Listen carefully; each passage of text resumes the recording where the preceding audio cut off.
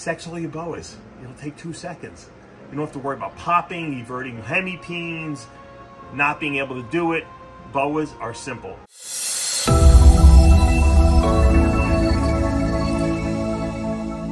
What's up, guys? Dave Palumbo here today for Muscle Serpents University, and today I'm going to be showing you how to sex boas. A couple of people ask me, you know, most people when they sex pythons will pop the pythons, and we've shown those videos before, and I'll do another one.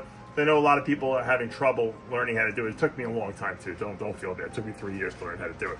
But with boas, it's a lot easier. You don't have to pop them. You can probe them, you could pop them, but I'm going to show you a technique that's super easy. So let's find a boa, and I'm going to look. Of course, I'm going to find one that's going to possibly bite me, because that's going to make the video more interesting. Now, this is an older boa. It's about almost 2 years old.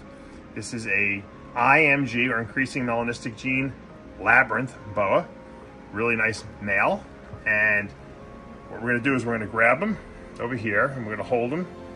And what we're going to do is we're going to just put our thumb here, and we're going to rub it right along this tail, the bottom part. And what we're going to notice is, with the male, we're going to hit a point where we're going to feel like two little marbles, almost little BBs, almost like little rocks or pebbles. And in this male, it's right here, and as soon as I rub my hand across it, I actually feel like two little bumps. That indicates a male. Females do not have those bumps at all. And I'll pull out a female here, and here's a female. Females usually have smaller or shorter tails too. I can almost tell sometimes just by that, but sometimes you can't, because some snakes have shorter tails than others now. So once again, you turn the snake over. This is the top, this is the bottom. Here's your vent. You put your thumb here, and you just run it right along here, and no bumps whatsoever. Nice and smooth. This is a female. This is a jungle labby, possibly hypo boa. Super easy. No popping, no nothing. It's very easy, and you can do it. It works almost every single time. I don't think we've ever had a problem, Pablo and I, sexing a snake. Here, this is a really nice sponge. This is a male. Once again, much longer tail, you can see. You get it in your hands here, nice and secure. You run your hands. And that right there, right, boop. Two little marbles right there. You can't see them, but you can feel them if you rub your hand across here. They're two little bumps. And that is it. It's that easy, guys. Sexually boas. It'll take 2 seconds. You don't have to worry about popping, everting hemipenes, not being able to do it.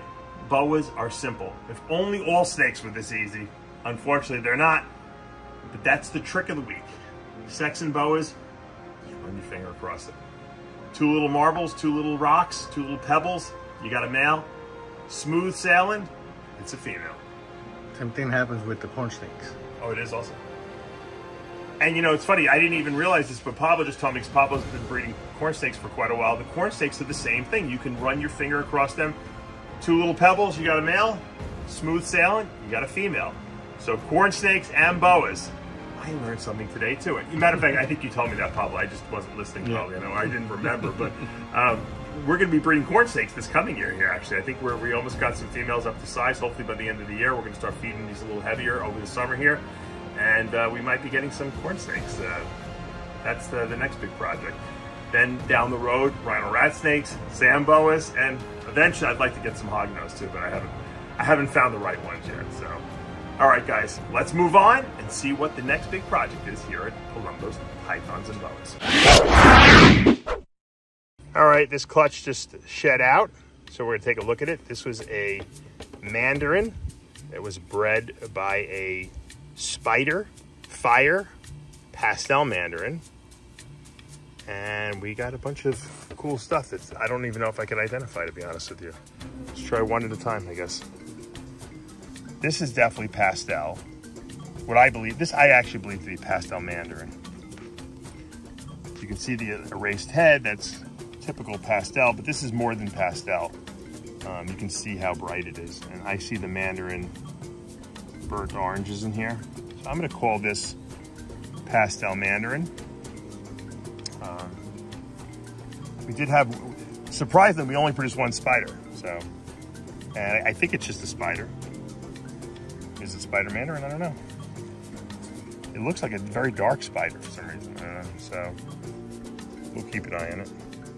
Nothing special. We got this little gem. This I believe to be mandarin here. Is it fire too? Possibly. This one here looks, so let's get this one out here. This one looks, that's not the one I want to show you. Let's put this back here. This one looks fire to me. Fire mandarin.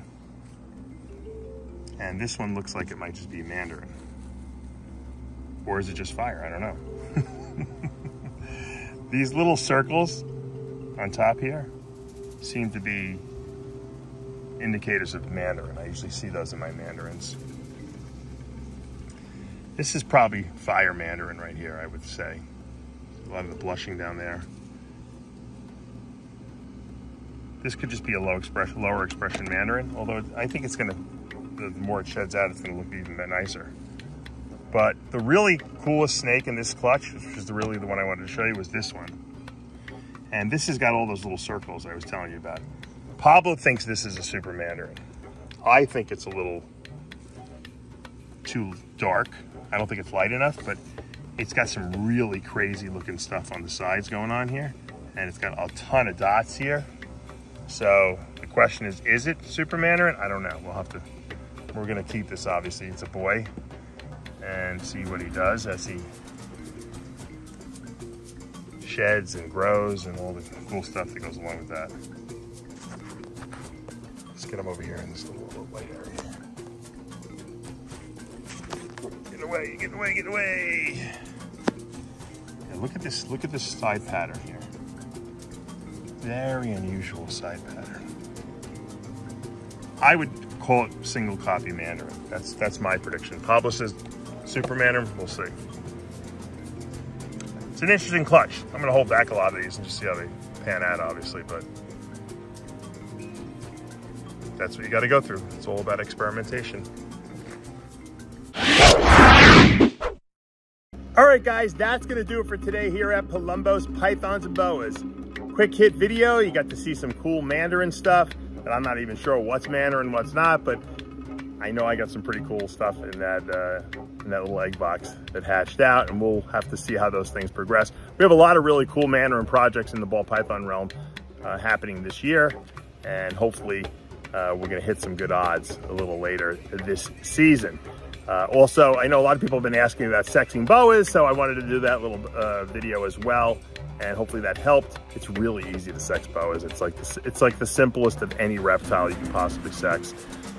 Just be patient and don't be afraid to handle the boa, and you'll be able to sex it. You can do it yourself. That's the wonderful thing.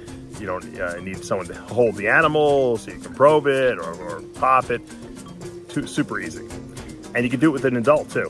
A lot of times, with probing and stuff like that, it's really hard to probe, an adult without someone helping you. And same thing with popping. You can't. It's impossible to pop an adult because they're just too muscular, and they won't relax that muscularity enough to get the hemipene to avert itself. But having said that, before we wrap up today, a couple little housekeeping tips. I want to just say, I check Morph Market almost every day. I'm always on there because I'm always looking for new stuff. And there was a beautiful, beautiful albino cherry head tortoise that I saw on there that I want so badly. It's very expensive, but I'd never seen one. I didn't even know that anyone had made an albino cherry head tortoise. Super cool, super beautiful. Congratulations on producing that. That is A++. One day I'll have one. Also, I saw a friend of mine, a good friend of mine, James, sent me a cool picture of this paisley clown turtle. I've seen those before. They are absolutely gorgeous. I got to pull the trigger and buy one just to say I have it, because I've been looking at them and gleaming over them and gloating over them for the last couple of years, and I haven't pulled the trigger. And they're a lot more affordable when they first came out. So I'll put the pictures up so you can see what I'm talking about. Gorgeous. There's some really talented people doing some really great stuff out there. So congratulations to them. And of course, prayers and, love out to Brian Barczyk, my good friend, who's battling the valiant battle against pancreatic cancer. I can't say I love you enough, Brian. Get well soon. Keep fighting the good fight. And on that note, guys, you know what to do. Hit that subscribe button, turn on those notifications, hit that like button. I'll see you back tomorrow morning.